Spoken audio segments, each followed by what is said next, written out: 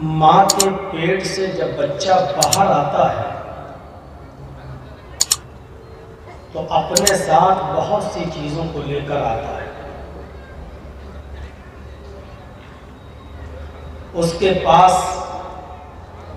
हाथ भी होते हैं, उसके पास पैर भी होते हैं, उसके पास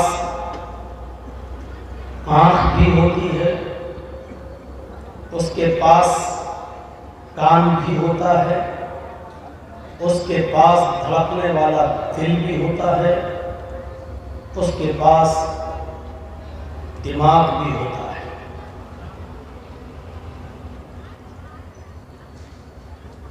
और ये सारी चीजें बाहर आने के बाद नहीं बनती हैं।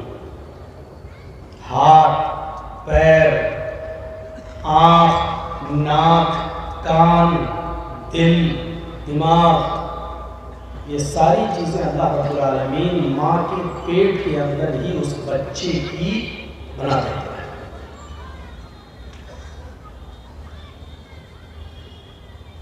बच्चा जब बाहर आता है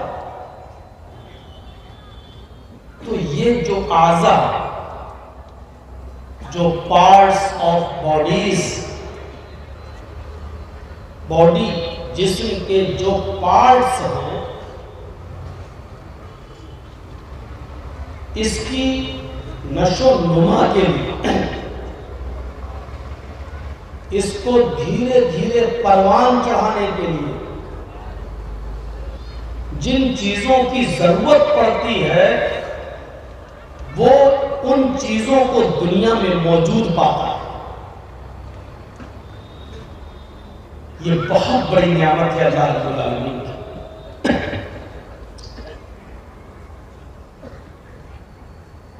दुनिया में उसने आंख खोली,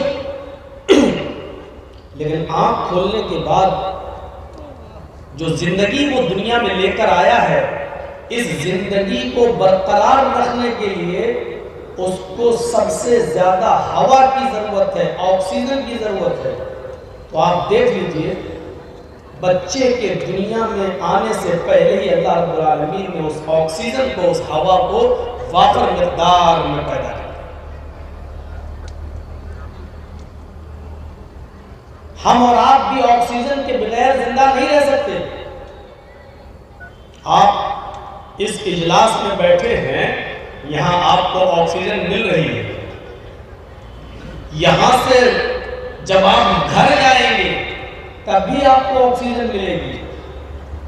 जब आप अपना रूम बंद कर लेंगे और सोएंगे तब भी आपको ऑक्सीजन मिलेगी। अगर आप हवाई जहाज में सफर करेंगे तब भी आपको ऑक्सीजन मिलेगी।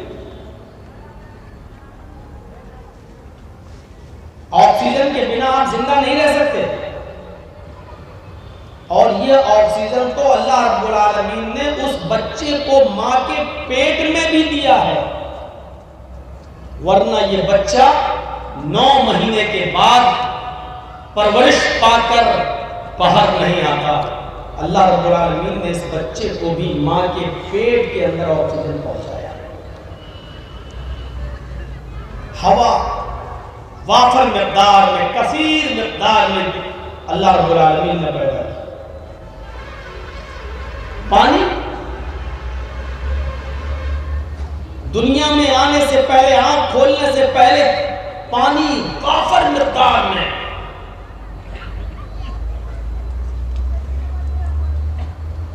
ग़िज़ा, फूड, खाना सरसब्ज़ व शादाब हरियाली और खेतियां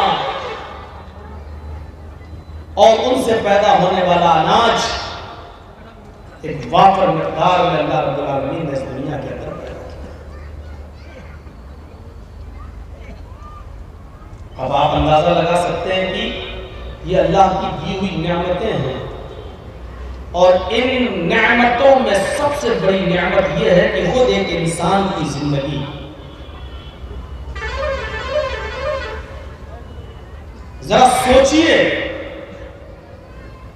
और थोड़ी देर के लिए सोचिए, जब आप दस्तरखान पर बैठते हैं और खाना खाने के लिए बैठते हैं तो उस दस्तरखान पर खाने पीने की रखी हुई चीज में से कोई एक चीज आप उठाकर देख लीजिए, क्या वो आपने बनाई है? मसलन आप रोटी खाते हैं तो क्या उस रोटी जो गेहूं से बनी है, क्या वो गेहूं इंसान ने बनाया है? क्या आर्टिफिशियल गेहूं पैदा हो सकता है? या गेहूं जिस खेत के अंदर पैदा हुआ है वो खेत इंसान ने बनाया है?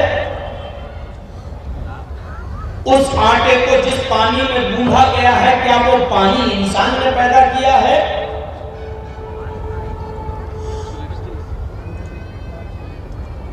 साइंस पर आप कितनी भी फख्र कर लें, आज की मौजूदा टेक्नोलॉजी पर कितना भी गर्व कर लें, लेकिन हकीकत यह है कि सारे साइंटिस्ट मिलकर एक गेहूं या चावल का दाना अगर बनाना चाहें तो नहीं बना सकते हैं।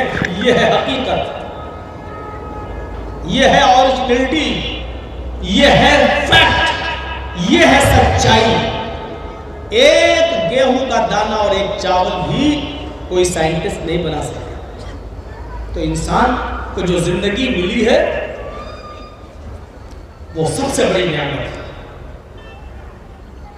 लेकिन इस जिंदगी को गुजारा कैसे जाए?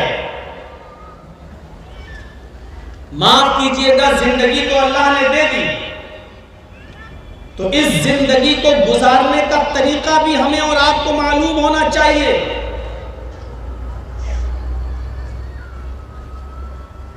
और अगर जिंदगी गुजारने का तरीका हमें और आपको नहीं मालूम तो यही जिंदगी हमारे लिए वबाले जान बन सकती है। सपोज फर्ज कर लीजिए आपने 4 व्हीलर खरीदी है,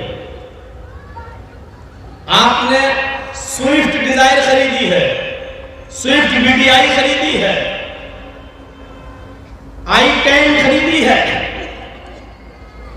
आपने 2, 4, 10 लाख रुपया खर्च करके कार को खरीद ली, लेकिन कार चलाना आप नहीं जानते हैं, स्विफ्ट चलाना नहीं जानते हैं। आप समझ रहे हैं कि मैं इस कार का मालिक हूं, मैंने पैसा देके खरीद लिया है, तो आप कार के मालिक जरूर बन गए हैं, लेकिन माफ कीजिएगा, जब तक कार चलाना नहीं जानेंगे और कार चलाना नहीं सीखेंगे तब तक आपका मालिक होना बेकार है। 10 लाख रुपए की जर्जीत साहब ने गाड़ी खरीदी, अब जर्जीत साहब गाड़ी पे बैठ गए, चलाना जानते हैं, मेरी गाड़ी में कुछ भी करूं, मारा एक्सीलेटर, चलाया, उधर से ट्रक आया, भिड़ गई गाड़ी, गए काम से। गाड़ी मेरी, हैंडल पर हाथ मेरा, एक्सीलेटर पर पैर मेरा, सब कुछ, लेकिन इसके बावजूद हमारी जिंदगी खत्म। क्यों? क्योंकि गाड़ी तो हमने ले ली, लेकिन गाड़ी को चलाना और गाड़ी को कैसे चलाया जाए, गाड़ी बेचने वाला गाड़ी जब आपको देता है तो उसके साथ एक बुक, एक किताब भी देता है। उस बुक और किताब में गाड़ी चलाने के उसूल और ज़ाब्ते लिखे होते हैं। ऐसे दबाना, यहाँ पकड़ना, यहाँ हैंडल घुमाना, यहाँ क्लच दबाना, यहाँ एक्सीलेटर पर पैर रखना, यहाँ नहीं रखना, पहले गियर में, दूसरे गियर में, तीसरे गियर में, ऐसे चलाना। उस गाड़ी बेचने वाले ने जब गाड़ी बेची तो साथ में गाड़ी चलाने के नियम और उसूल पर बनी हुई किताब भी आपको दे दी।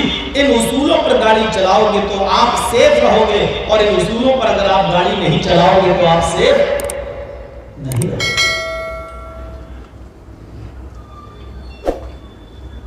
समझ गए ना मैं क्या बोलना चाह रहा हूं? यही हाल मोटरसाइकिल का है। चलिए, एक राइफल मैंने आपको दे दी, आपने 4, 5, 10 लाख रुपए में खरीद ली। अब आप कहिए कि राइफल का मालिक मैं हूं,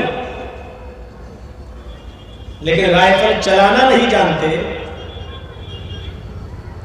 राइफल में बंदूक गोली कारतूस तो भर लिया आपने, लेकिन चलाना नहीं जानते। जो हिस्सा सीने पर रखना चाहिए उसको आपने शिकार की तरफ रख दिया, और जो हिस्सा शिकार की तरफ होना चाहिए वो हिस्सा आपने अपने सीने की तरफ रख लिया। जो हिस्सा आप राइफल चलाते वक्त आपका सीने पे होना चाहिए वो तो आपने शिकार की तरफ कर दिया, और जो हिस्सा शिकार की तरफ होना चाहिए वो आपने अपने सीने की तरफ करके घोड़ी दबा दी। क्या होगा? शिकार के बजाय आप ही की राम राम सत्य हो जाए। सीने पे गोली उतरेगी और राइफल आपकी, कारतूस आपका, पैसा खर्च करके आपने खरीदा, लेकिन वही बंदूक वही राइफल आपके लिए वबाले जान बन गई। क्यों बनी? क्योंकि आप उसको चलाने में माहिर नहीं है। आपने राइफल बेचने वाले के राइफल के साथ जो किताब, जो बुक मिली थी उसको आपने नहीं पढ़ा, उस उसूल और ज़ाब्ते को नहीं जानते, इसलिए राइफल आपके लिए, आपकी जान के लिए खतरा बन गई। इसी तरीके से अल्लाह रब्बुल आलमीन ने हमें और आपको इस दुनिया के अंदर पैदा किया, उसने हमें और आपको जिंदगी बख्शी, जिंदगी एक नेमत उसने हमें और आपको अता फरमाई, और हमें धीरे धीरे परवान चढ़ाया, बालिग किया। आज उम्र हमारी 20 साल, 22 साल, 25 साल हो गई। उसने कहा दुनिया में जा रहे हो, दुनिया में अपनी जिंदगी गुजारो, लेकिन उसने दुनिया में जिंदगी गुजारने के उसूल बता दिए, ज़ाब्ते बता दिए। तुम्हें ये खाना है, ये पीना है, ऐसे चलना है, ऐसे बैठना है, ऐसे शादी और ब्याह करना है, अपने बच्चों की तरबियत इस तरह करना है, अपनी बीवी के साथ इस तरह रहना है, अपने बच्चों को ये पढ़ाना है, ये नहीं पढ़ाना है, ये कारोबार करना है, ये कारोबार नहीं करना है, ये हलाल है, ये हराम है। ऐसा करोगे तो तुम्हारी जिंदगी कामयाब होगी, और ऐसा करोगे तो तुम्हारी जिंदगी नाकाम हो जाएगी। उसने जिंदगी गुजारने के उसूल ज़ाब्ते उसने हमें और आपको दे दिए कुरान करीम की शक्ल में, और उस जिंदगी को गुजारने के उसूल ज़ाब्ते बताने के लिए एक बेहतरीन टीचर उसने हमें और आपको दिया, जनाब मोहम्मद रसूलुल्लाह सल्लल्लाहु अलैहि वसल्लम की शक्ल में। अब इस टीचर के मुताबिक, इस टीचर के बताए हुए तरीके के मुताबिक अगर आप पढ़ोगे और सीखोगे तो अपनी जिंदगी को कामयाब बनाओगे। हुवल्लज़ी बअस फिल उम्मीयीन रसूलन मिनहुम यतलू अलैहिम आयातिही व युज़क्कीहिम व युअल्लिमुहुमुल किताब वल हिकमा। अल्लाह तो वो है, अल्लाह तो वो है कि जिसने तुम्हें अता फरमाया बअस फिल उम्मीयीन रसूलन मिनहुम, उम्मियों के अंदर से एक रसूल उन्हीं में से निकाल कर तुम्हारे अंदर भेजा, उसने तुम्हें नबी दिया। वो नबी क्या करता है? यतलू अलैहिम आयाती, कुरान की तिलावत करता है, व युज़क्कीहिम, और उनको गुनाहों की दलदल से पाक साफ करता है, निकालता है, व युअल्लिमुहुमुल किताब वल हिकमा, और कुरान हदीस का दर्स देता है, कुरान हदीस सिखलाता है। ये जिंदगी उसने दी है तो जिंदगी गुजारने के तरीके भी बताए हैं, और जिंदगी गुजारने के उसूल भी सिखाए हैं, और वो किताब है कुरान, और वो मुअल्लिम है, वो टीचर है मोहम्मद रसूलुल्लाह। अब हर आदमी गौर करे, अगर उसने जिंदगी जो हमारी और आपकी है, अगर इस जिंदगी को जिंदगी देने वाले के उसूल पर और उसके बताए हुए तरीके पर अगर हम गुजार रहे हैं तब तो हमारी जिंदगी कामयाब है। और अगर हमने उसके बताए हुए उसूल पर अगर हमने जिंदगी नहीं गुजारी तो जिस तरीके से बंदूक हमारी होने के बावजूद हमारी जान जा सकती है, स्विफ्ट और फॉर्च्यूनर गाड़ी हमारी होने के बावजूद चलाना नहीं जानते, हमारे लिए वबाले जान बन सकती है। उसी तरीके से अगर हमने सिखाने वाले रब्बुल आलमीन की मर्जी के मुताबिक अगर जिंदगी नहीं गुजारी तो यही जिंदगी हमारे लिए बाइस अज़ाब जहन्नम बन सकती है, हमारे लिए गुनाह बन सकती है, हमारे लिए मुसीबत बन सकती है।